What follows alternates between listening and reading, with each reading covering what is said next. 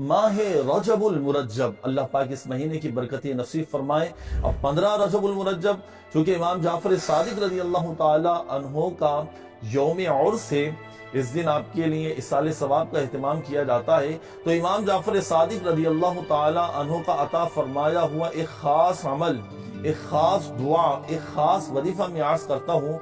और इस दुआ की, इस वजीफे की बरकत ये होगी नाज़रीन कि जो कोई बेबसी के वक्त होता है ना, बाद औक़ात इस तरह की कैफियत इंसान को दरपेश आ जाती है, बाद औक़ात बेबस हो जाता है और बज़ाहिर मसाइल और मुश्किलात और मसाइब से निकलने की कोई राह नजर नहीं आ रही होती।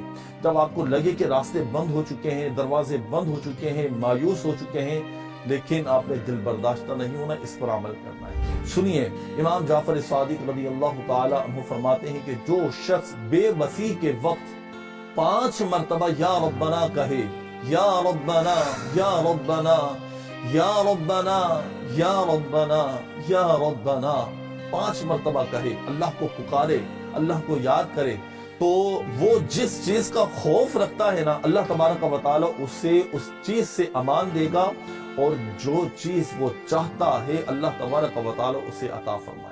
और अल्लाह तौफीक दे तो जब भी दुआ हम करें ना, तो दुआ के वक्त पहले 5 मरतबा या रब्बना कह दिया करें। फिर जो भी हमारी जायज़ हाजात है, जो भी हमारी मन की मुरादें हैं, गिड़गिड़ा कर अल्लाह पाक की बारगाह में दुआ करें।